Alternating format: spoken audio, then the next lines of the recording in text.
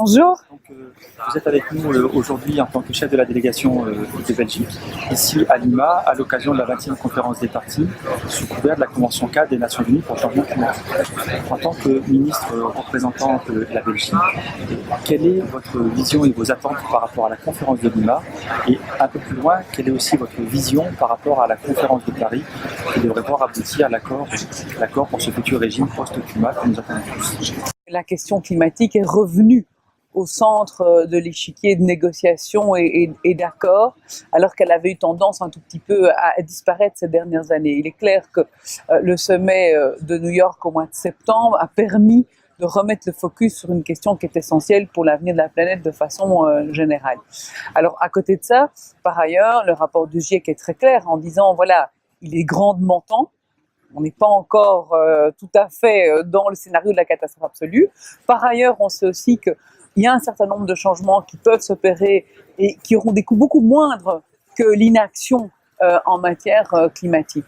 Et je pense que le succès de la conférence de Lima aujourd'hui tient déjà à cette présence extrêmement importante de plus de 190 États ici présents dans un contexte qui est favorable. Alors Lima, de façon concrète, il faut quand même savoir, et tout le monde s'y accorde, que c'est le canevas de Paris 2015 et que c'était essentiel d'être ici pour déterminer un cadre général. On n'est pas encore sur un certain nombre d'objectifs chiffrés, on était plus sur des objectifs de prédétermination du cadre qui sera contraignant à Paris en 2015. Alors, il y avait des questions extrêmement importantes et c'est vrai que l'Organisation internationale francophone permet de les aborder. C'est la solidarité entre les pays développés et les pays en voie de développement. C'est la contribution aussi de chacun. Et là, effectivement, l'OIF joue un rôle extrêmement important puisqu'il est en capacité de bâtir des ponts entre les pays développés et les pays en voie de développement, notamment par rapport à la question de leurs contributions respectives.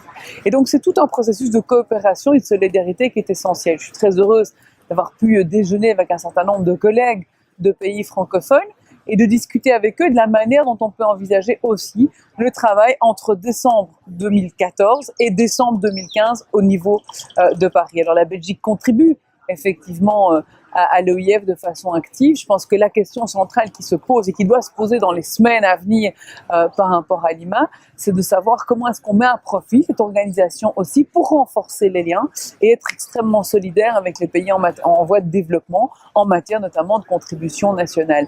Est-ce qu'il faut un certain nombre des schémas qui sont des schémas, je dirais presque d'un parrainage classique, ou est-ce qu'il faut des schémas, comme certains l'évoquaient, plus de type régionaux par rapport aux contributions des uns et des autres. J'ai eu l'occasion de rencontrer un certain nombre d'acteurs francophones, de pouvoir discuter aussi de l'action de l'Institut francophone pour le développement durable au Québec et de voir comment nos contributions concrètes au niveau de la Belgique peuvent s'inscrire dans cette durée durant un an et de se dire qu'un an, ça peut paraître très long, mais c'est extrêmement court quand on est dans l'action par rapport à la question de l'urgence climatique. Alors maintenant, aujourd'hui, il est prématuré puisqu'on est à 48 heures ou un peu moins de 48 heures du souhait des uns et des autres de voir cet accord aboutir. Il faudra être extrêmement vigilant pour l'avenir, pour surtout ne pas se donner trop de temps après Lima pour réenclencher un certain nombre de liens et travailler ensemble à cette coopération qui doit s'intensifier très clairement dans les mois à venir.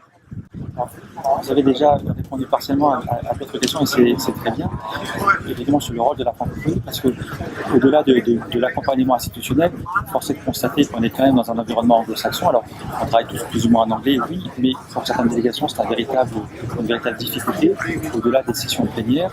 Et par exemple, d'un point de vue, comme vous venez de le dire, très opérationnel, la francophonie a besoin d'augmenter, du moins d'avoir plus de mandats en termes d'accompagnement des pays sur ces questions climatiques. Et par exemple, la contribution de la Belgique, vous l'avez appris comment en termes de pour soutenir cette ambition et pour soutenir finalement cet accompagnement dont vous parliez, parce que qui est effectivement clé et qui est une demande forte des pays du Sud. Est-ce que vous pourriez par exemple vous donner quelques illustrations d'initiatives sur lesquelles vous pensez vous mobiliser ou sur lesquelles vous vous êtes déjà mobilisé? Mais par exemple, j'ai très clairement abordé avec un certain nombre de collègues la question du genre, qui a été mise ici au centre d'une partie de la négociation et du travail qui a pu s'aboutir, la question des droits humains et des répercussions, et c'est extrêmement fondamental de pouvoir l'aborder dans ce type d'événements comme ceux-ci, qui s'inscrivent un peu dans un certain nombre d'interrogations que les uns ont vis-à-vis des autres. Et dans les rencontres que j'ai pu avoir avec l'Institut pour le développement durable, je me suis dit, est-ce que Bruxelles peut avoir instamment un rôle moteur par rapport à une thématique? Je ne pense pas qu'on peut embraser toutes les thématiques, on n'a peut-être pas les moyens non plus, mais soyons extrêmement pragmatiques dans les relations qu'on a et expliquons-nous aussi comment chacun peut avoir un apport très concret par rapport aux attentes des uns et des autres. Vous soulignez à juste titre, effectivement, parfois la difficulté sur le plan des négociations, de pouvoir appréhender la globalité de la négociation, alors qu'on est dans un univers extrêmement anglo-saxon, et des initiatives comme celles qui ont été prises, je dirais presque de vulgarisation aussi, de l'espace de négociation à travers des termes, à travers des explications, sont fondamentales aujourd'hui pour permettre à tout un chacun qui est extrêmement concerné, puisque ce rapport pays développé, pays en voie de développement est fondamental dans la question des accords aujourd'hui, de voir comment tout ça peut à un certain moment se concrétiser, comment est-ce qu'on peut apporter une aide très particulière par rapport à des thématiques qui pourraient pour certains constituer des obstacles par rapport à leur capacité de négociation. Et donc c'est en ça que l'OIF a vraiment un rôle très important par rapport à la question.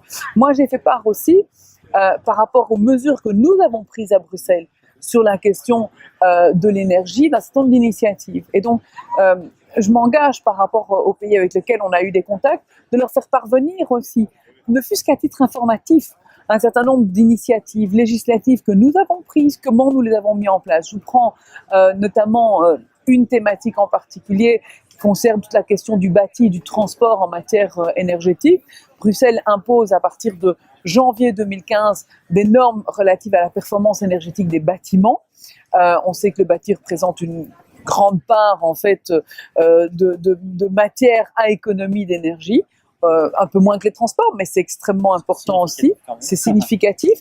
Je pense que c'est essentiel de leur expliquer comment nous avons travaillé, sur quel type d'indicateurs, comment nous avons procédé aussi par rapport aux secteurs clés dans la négociation, dans la mise en œuvre de législations qui sont les nôtres aujourd'hui. Donc je pense qu'il y a aussi tout un échange de bonnes pratiques qui est fondamental aujourd'hui pour leur permettre d'étayer leur position.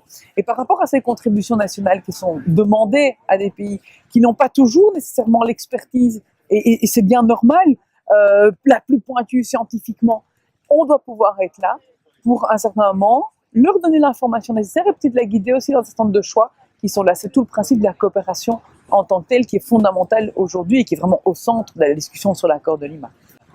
Et c'est d'autant plus important, Madame la Ministre, qu'effectivement, on va avoir quand même 2 COP francophones d'affilée. Alors, oui. Ça ne veut pas dire qu'il y aura une suprématie de la francophonie, mais en tous les cas, à minima, il y aura un instant d'intérêt particulier sur cet espace francophone. Tout à fait. Et on voit bien qu'il y a un besoin, non pas que d'accompagnement, mais aussi de mise en œuvre, puisque la COP normalement du Maroc, la COP 22, devrait être celle de la mise en œuvre. Tout à on fait. espère tous que celle de Paris sera la COP de la décision. Exactement. Ce qui fait qu'on va rentrer dans un processus qui doit s'inscrire dans la durée. Oui, et donc ça veut dire qu'il est d'autant plus nécessaire, à un certain moment, de permettre à tous ceux qui n'ont pas les instruments aujourd'hui de pouvoir se positionner, de leur permettre d'avoir justement demain ces instruments. Mais demain, c'est pas au mois de septembre 2015. Demain, ça veut dire dans les jours qui suivent la discussion ici à Lima. L'agenda commence effectivement dès le lendemain quand on rentre à la maison, parce que le calendrier est très court.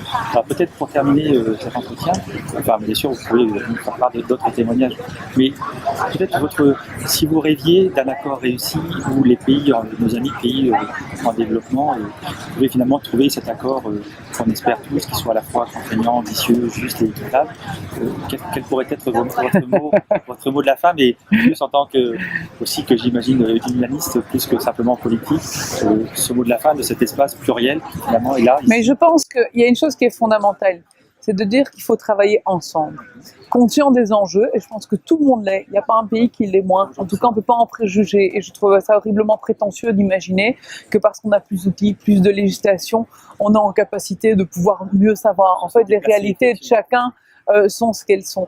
Et c'est vraiment en travaillant ensemble qu'on pourra faire face à l'ensemble des difficultés que pose aujourd'hui la question des changements climatiques et qui a une répercussion directe sur la qualité de vie des êtres humains de cette planète. Et donc, que ce soit au nord ou que ce soit au sud, on est globalement tous extrêmement responsables du devenir des habitants de cette planète.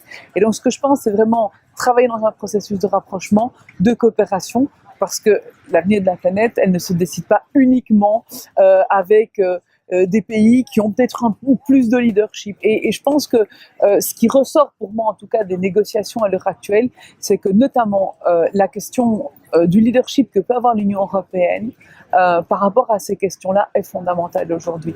Et donc l'Union est vraiment aujourd'hui un moteur essentiel de la lutte contre le changement climatique, aussi dans sa vision qu'il peut avoir sur la relation pays développés, pays en voie de développement. Donc je crois qu'il est extrêmement utile que des initiatives qui existent comme le Green Grow Group puissent continuer à perdurer et qu'on ait toujours cette attention à l'autre qui est fondamentale, parce que c'est vraiment, et je le ressouligne, en travaillant ensemble qu'on pourra faire face au défi qui est le nôtre, qui est immense et qui concerne tout le monde de façon quotidienne.